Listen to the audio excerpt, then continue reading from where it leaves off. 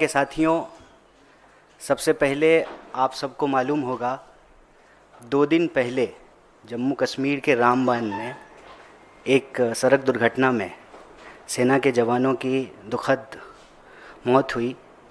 उसमें हमारे बेगूसराय के गृह जिले के एक जवान की भी शहादत हुई है। सबसे पहले तो हम इस मंच से उन जवानों को श्रद्धांजलि व्यक्त करते हैं और दूसरा आप सबका स्वागत करते हुए आज एक गंभीर विषय पर प्रेस वार्ता के लिए आपके बीच उपस्थित हैं। आप सब ने देखा होगा, पटना से अभी एक बहुत ही गुस्से वाली और दुखद शर्मनाक खबर आ रही है कि एक बार फिर से बिहार के अभ्यर्थियों पर, बिहार के विद्यार्थियों पर पटना पुलिस ने बर्बर लाठीचार्ज किया है। और ये पहली घटना नहीं है। आप अगर पिछले कुछ महीनों में लगातार जो खबरें सुर्खियों में रही हैं उसको देखेंगे तो बार बार बिहार के विद्यार्थियों के ऊपर लाठीचार्ज किया जाता है। और लाठीचार्ज की नौबत क्यों आती है? लाठीचार्ज की नौबत इसलिए आती है कि सरकार एक अहंकार में है। यह जो डबल इंजन की फर्जी सरकार है, कायदे से वहाँ पर नौकरियों का अंबार होना चाहिए, लेकिन वहाँ पर लाठियों की बौछार हो रही है। आप जब बिहार के बेरोजगारी दर को देखेंगे तो देश के बेरोजगारी दर से बिहार का बेरोजगारी दर ज़्यादा है। और उसमें बिहार के अंदर जो ग्रामीण बेरोजगारी है वो बहुत चिंताजनक है। एक व्यक्ति यदि कमाने वाला हो तो 3 इंसान उसके ऊपर निर्भर है, 3 लोगों का पालन पोषण उसके ऊपर निर्भर करता है। मतलब आप अनुमान लगा सकते हैं कि लगभग 30% तक बेरोजगारी दर ग्रामीण इलाकों में है। और यही वजह है कि अपने भविष्य को बेहतर करने के लिए बिहार के हर छोटे बड़े शहर में आपको स्टूडेंट का एक इलाका मिलेगा। उस इलाके में पानी की कमी हो, बिजली की कमी हो, बहुत ही अमानवीय स्थिति में विद्यार्थी रहने को मजबूर हैं। एक ही कुकर में दाल चावल चोखा तीनों बना करके खाते हैं। कम रोशनी में पढ़ते हैं, परीक्षा की तैयारी कराते हैं, अपना आँख फोड़ते हैं। और जब नौकरी की बात आती है, अव्वल तो समय पे बहाली नहीं होती है।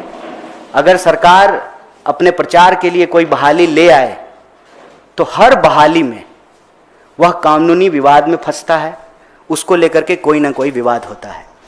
बीपीएससी इन बातों को सुनने की बजाय बिल्कुल अहंकारपूर्ण तरीके से विद्यार्थियों के साथ व्यवहार करती है।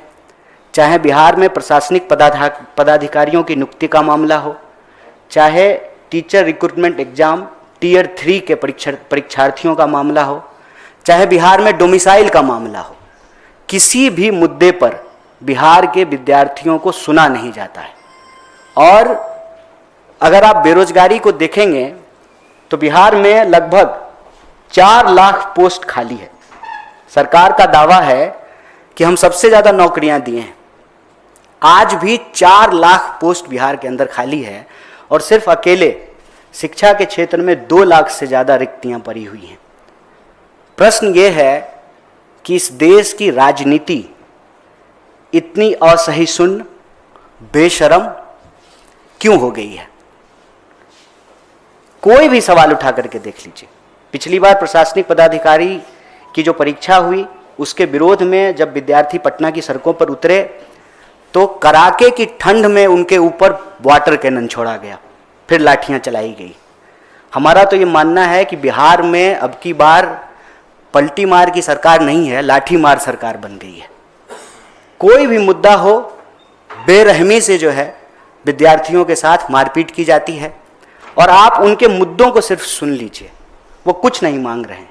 वो एक तो कहते हैं कि आप समय पे बहाली निकालिए, दूसरा कहते हैं कि आप पारदर्शी तरीके से उस बहाली को पूरा कीजिए, उस प्रक्रिया को पूरा कीजिए। दोनों सवाल को लेकर के सरकार कुछ भी सुनने को तैयार नहीं है। और अभी डोमिसाइल के सवाल पर जेडीयू के एक नेता कह रहे थे कि बिहार में बिहार के लोगों को नौकरी मिलेगी, ये सुनने में अच्छा लगता है। नहीं, ये सुनने में नहीं अच्छा लगता है, ये सुनने में बहुत बुरा लगता है कि बिहार के लोगों को बिहार में नौकरी नहीं मिलती है। बिहार के लोगों को बिहार में शिक्षा नहीं मिलती है, बिहार के लोगों को बिहार में स्वास्थ्य की व्यवस्थाएं मुहैया नहीं होती है, ये सुनने में बहुत बुरा लगता है। चाहे पलायन का सवाल हो, अकेले बिहार से लगभग 70 लाख लोग पलायन किए हैं, जो पिछली बार आंकड़ा सरकार ने दिया था कोविड के दौरान, अकेले बिहार से। चाहे पलायन का सवाल हो, नौकरी रोजगार का सवाल हो, शिक्षा का सवाल हो, पंचवर्षीय योजना केंद्र सरकार ने बंद कर दिया है, लेकिन बिहार के विश्वविद्यालयों में अभी भी पंचवर्षीय योजनाएं चल रही हैं। शायद आपको दिल्ली में बैठ करके ये भरोसा नहीं हो कि बिहार में ग्रेजुएशन 5 साल का है, 3 साल का ग्रेजुएशन जिसकी डिग्री 5 साल में मिलती है। और कोई भी स्टूडेंट का इलाका आप जा करके देख लीजिए कि कैसी हालत में वो वहाँ रह रहे हैं। क्या आप इमेजिन कर सकते हैं एक ही कुकर में चावल दाल चोखा तीनों बनाना? स्टूडेंट वहाँ पर इस स्थिति में रहते हैं, आंख फोड़ करके अपनी पढ़ाई करते हैं, वक्त पे बहाली नहीं होती है, और जब बहाली होती है हर बहाली में गड़बड़ी होती है। हमारा ये कहना है कि बिना सरकार की सह पे ये कैसे संभव है कि इतना बड़ा रैकेट चल रहा है। आप देश के अंदर कोई भी परीक्षा में गड़बड़ी हो, उसका तार जो है आपको बिहार से जुड़ता हुआ दिखाई देगा। ये कैसे संभव है कि सरकार जब सुशासन का इतना दावा कर रही है तो एक भी बहाली जो है सही तरीके से नहीं होता है। और बीपीएससी जो है उसको सुनने की बजाय, जब एक तरफ विद्यार्थी मांग कर रहे थे कि आप जो है री एग्जाम कीजिए, दोबारा सही तरीके से रिजल्ट निकालिए, उसको सुनने की बजाय जो है पुलिस जो है उनके ऊपर डंडे चला रही है। आज की जो शर्मनाक घटना है वो भी इसी तरीके से जुड़ा हुआ एक मामला है। मामला ये है कि सरकार ने एक एग्जाम लिया, TRE, टीचर्स रिक्रूटमेंट एग्जाम 3 उसको कहते हैं, TRE 3। उसका एग्जाम हुआ, उसका रिजल्ट आया, विद्यार्थियों ने उस रिजल्ट की गड़बड़ी के ऊपर प्रश्न उठाया। जिस दिन रिजल्ट आया उसी दिन से हुआ ये कि वह जो परिणाम आया है, एक ही इंसान का सिलेक्शन कई जगह पे हुआ है। तो विद्यार्थियों ने कहा कि आप एक इंसान का सिलेक्शन कई जगह पे क्यों कर रहे हैं? इसकी बनिस्बत जो है, जो लोग सेलेक्ट नहीं हुए हैं और वो अगर मेरिट लिस्ट में आ रहे हैं, आप उनको बहाली का मौका दीजिए। लगातार वो ये मांग कर रहे थे, सरकार इस पर जो है कोई जिम्मेवारी लेने को तैयार नहीं है। हमारे लिए ये बहुत ही दुखद और चिंता का विषय है। इसीलिए कांग्रेस पार्टी की ओर से और NSUI की ओर से हम यह जो लाठीचार्ज की घटना हुई है उसकी भर्त्सना करते हैं और सरकार से यह मांग करते हैं कि सबसे पहले तो एक निष्पक्ष जांच हो और जो लोग दोषी ऑफिसर इसके लिए लाठीचार्ज के लिए जिम्मेवार हैं उनके ऊपर कार्रवाई हो। एक न्यायिक प्रक्रिया के तहत एक न्यायिक जांच किया जाए इस पूरे मामले का, और बीपीएससी का ऑडिट होना बहुत जरूरी है। एक ही संस्था है जिसकी ये जिम्मेवारी है, जो सरकार के तहत है कि आपको बहाली निकालनी है, बहाली की प्रक्रिया पूरी करनी है। उसके ऊपर बार बार सवाल उठ रहे हैं, चाहे वो भर्ती प्रक्रिया का सवाल हो, प्रश्न पत्र की गड़बड़ी का सवाल हो, सीटों के आवंटन का सवाल हो, परिणाम में गड़बड़ी का सवाल हो, डोमिसाइल का सवाल हो। उस पर जो है उस संस्था का ऑडिट होना बहुत जरूरी है। और यह जो पूरा का पूरा मामला है बिहार में, चाहे वो पलायन का हो, रोजगार का हो, शिक्षा का स्थिति का हो, कांग्रेस पार्टी इस देश का एक जिम्मेदार विपक्ष होने के नाते बिहार के विद्यार्थियों के साथ और बिहार की आवाम के साथ इन मांगों के साथ खड़ी है। बहुत बहुत शुक्रिया, बहुत बहुत धन्यवाद। क्या आपको लगता है कि आपने का ये सिलसिला लगातार चल रहा है स्टूडेंट्स के साथ एग्जाम्स में गड़बड़ी का? आपको लगता है कि जो एग्जाम्स में गड़बड़ी का सिलसिला चल रहा है इसका असर आने वाले चुनाव में भी दिखेगा और स्टूडेंट्स जो हैं वो इसके खिलाफ लगातार आवाज़ उठा रहे हैं, तो क्या ये एक अहम मुद्दा होगा आने वाले चुनाव में? देखिए, विद्यार्थी भी नागरिक है, विद्यार्थी भी मतदाता है। स्वाभाविक रूप से सरकार की किसी भी कुनीति का विद्यार्थी एक सबसे बड़ा प्रभावित वर्ग होता है, जैसे किसान होते हैं, जैसे दूसरी पहचान के लोग होते हैं। तो विद्यार्थियों में रोष है, सरकार को इस बात का अंदाजा है। इसका मैं एक उदाहरण आपको देना चाहता हूँ। पिछली बार पटना यूनिवर्सिटी का जब चुनाव हुआ था तो जेडीयू का जो छात्र विंग है वो चुनाव जीती थी। इस बार जब बिहार में चुनाव है, तब जब पटना विश्वविद्यालय का चुनाव हुआ तो जेडीयू का जो स्टूडेंट विंग है वो चुनाव ही नहीं लड़ा। तो इस बात में कोई दो राय नहीं है कि विद्यार्थियों के बीच में जो आक्रोश है इसका अंदाजा सरकार को है। लेकिन विद्यार्थी एक ऐसा प्रभावित वर्ग होता है जिसकी अपनी कोई अलग राजनीतिक दखल नहीं होती है। जाति या धर्म की तरह जो है यह पहचान जो है राजनीति में अपनी दखल नहीं रखता है। लेकिन मेरा ये मानना है कि चुनाव में इसका असर हो या ना हो, यह जो फर्जी डबल इंजन की सरकार है ये बिहार के विद्यार्थियों का भविष्य अंधकार में पहुंचा रहा है। और डबल नहीं, ट्रिपल स्पीड से जो विद्यार्थियों के अधिकारों को कुचला जा रहा है। चुनाव के परिणाम अपनी जगह पे हैं, चुनावी प्रक्रिया अपनी जगह पे है, लेकिन ये देश के भविष्य के साथ, बिहार के भविष्य के साथ अत्याचार है, अन्याय है और उस अन्याय के खिलाफ हम लोग खड़े हैं, चुनावी गुना गणित लाभ हानि से इतर। कन्हैया, मेरा सवाल बिहार को लेकर भी और इस पर पेपर लीकेज वाला जो मसला है, मैं देखा कि बिहार में सरकार हो, राजस्थान में कांग्रेस की सरकार हो, हर सरकारों में ये एक बड़ा इशू है जिसकी वजह से कहीं ना कहीं विद्यार्थियों को संकट झेलना पड़ता है। आप बिहार पूरा घूमे हैं, कितना बड़ा इशू है पेपर लीकेज बिहार में और क्या उसका इम्पैक्ट होने वाला है आगे, मैं ये पूछना चाहता हूँ। इसमें कोई दो राय नहीं है। जब भी हम इस देश की शिक्षा व्यवस्था और विद्यार्थियों से जुड़ा हुआ कोई भी मसला उठाते हैं तो उसका एक पैन इंडिया असर है, वो सिर्फ एक राज्य का मसला नहीं है। और जहाँ भी जिस भी पार्टी की सरकार हो उसमें भी लिपापोती करने की ज़रूरत नहीं है। वो जो रैकेट है उस रैकेट के खिलाफ एक सख्त कानूनी कार्रवाई की ज़रूरत है। इसीलिए आप जब देखेंगे तेलंगाना में चुनाव हो रहा था, विद्यार्थियों की तरफ से जो अलग अलग संवाद हुए कांग्रेस पार्टी के साथ और एनएसयूआई के साथ, उन्होंने एक मांग की कि पेपर लीक के खिलाफ जो है एक लीगल प्रोटेक्शन होना ज़रूरी है।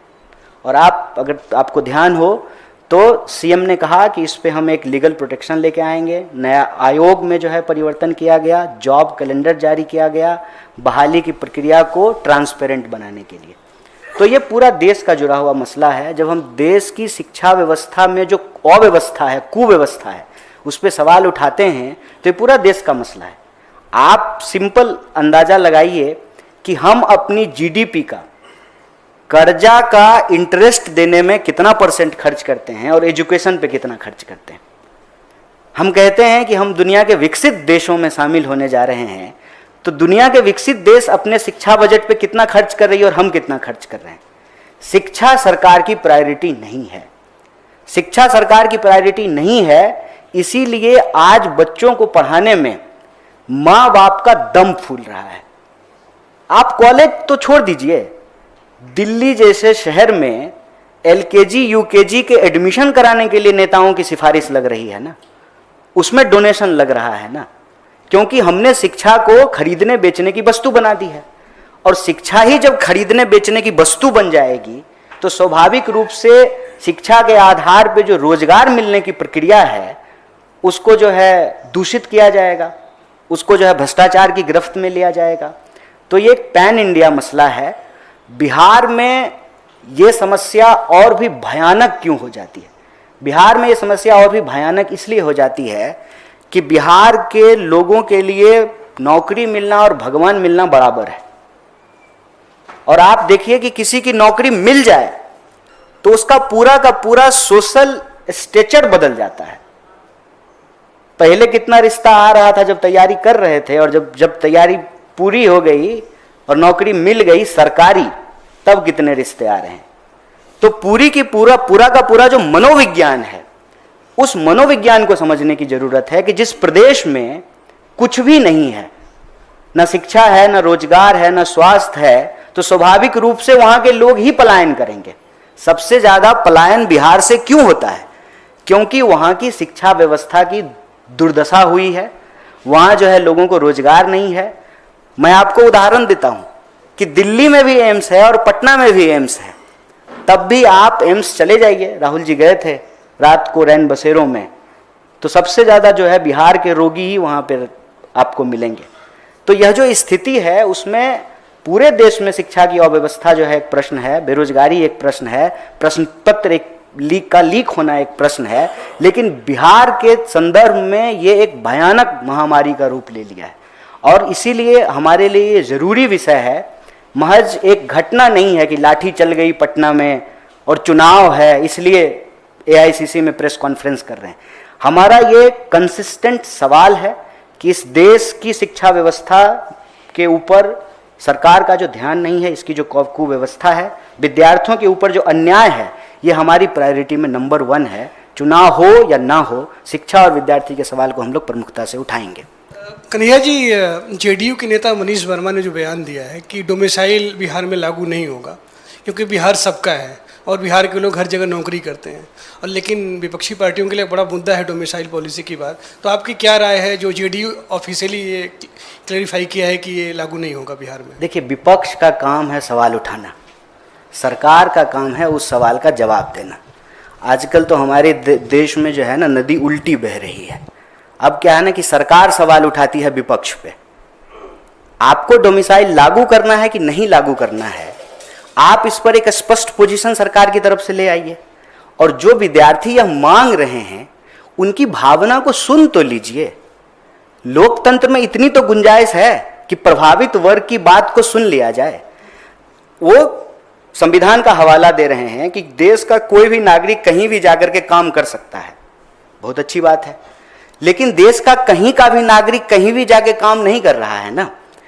यहां सवाल यह है कि बिहार के लोगों को बिहार में भी रोजगार नहीं मिलेगा और बाहर जाकर के काम करने पे भी यदि गाली मिलेगी तो उसके नागरिक होने के अधिकार का क्या? क्या बिहार से बाहर जो लोग जा रहे हैं उनको अपमानित नहीं होना पड़ रहा है? अगर उनको अपमानित होना पड़ रहा है, वो प्रवासी कहा जाता है उनको। देश से बाहर जाएंगे तब न प्रवासी होंगे। अगर ऐसा ही है तो अपने ही देश में क्यों प्रवासी कह रहे हैं? और उससे भी ज्यादा जो है गाली की तरह क्यों इस्तेमाल किया जा रहा है हमारी पहचान को? किसी पंजाब के व्यक्ति को आप पंजाबी कहें उसको तो नहीं बुरा लगता है, किसी केरल के व्यक्ति को जो है आप मलयाली कहें उसको भी नहीं बुरा लगता है, महाराष्ट्र के व्यक्ति को जो मराठी कहने में बुरा नहीं लगता है। क्यों बुरा लगता है? ये गाली क्यों बनी हुई है?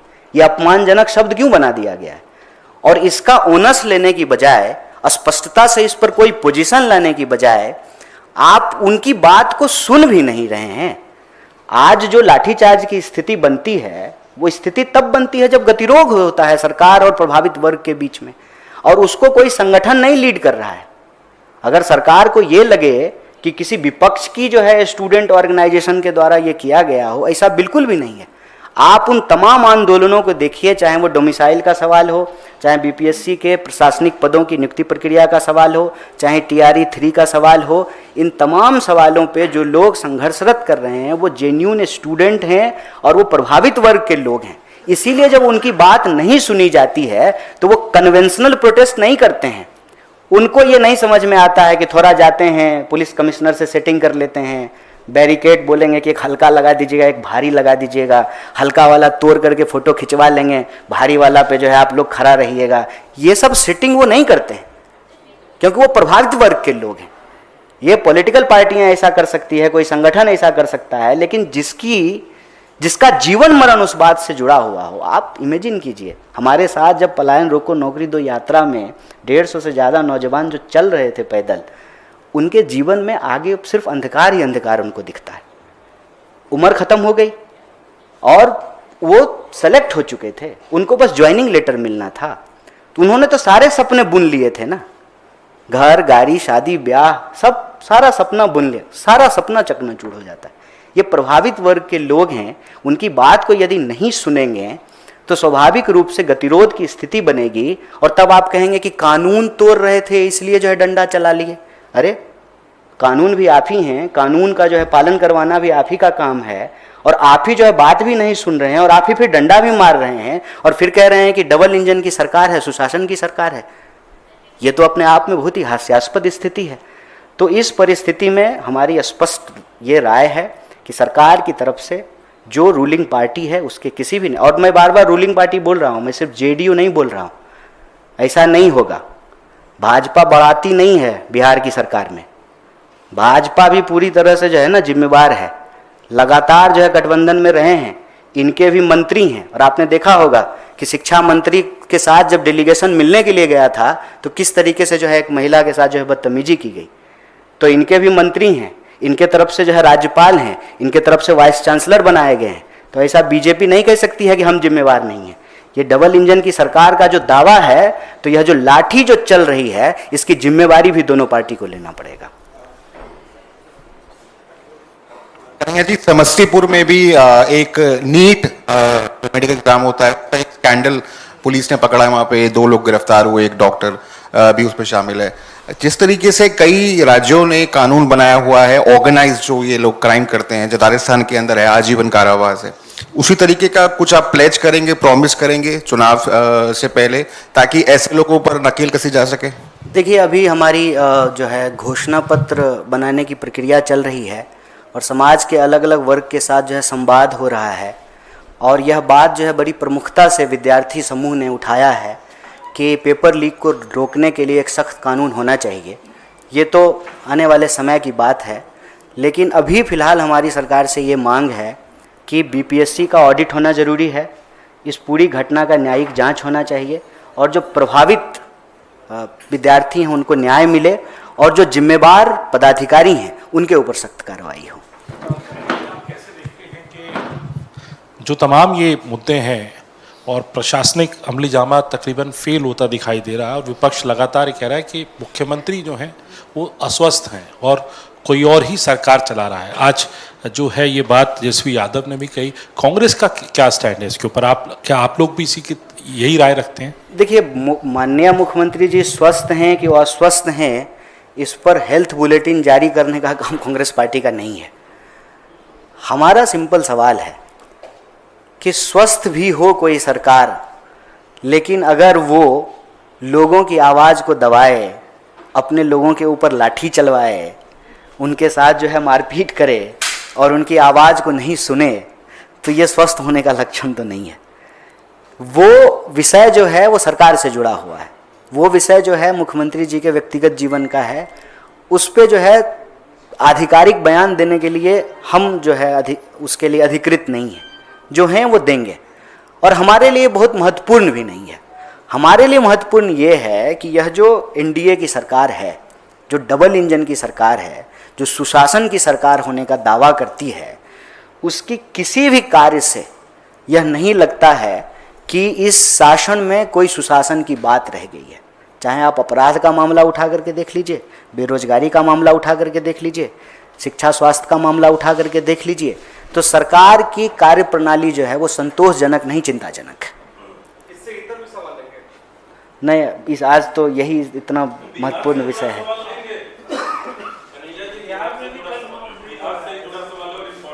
अब हम जा रहे हैं, बिहार में ही आपसे मिलेंगे। बहुत बहुत धन्यवाद।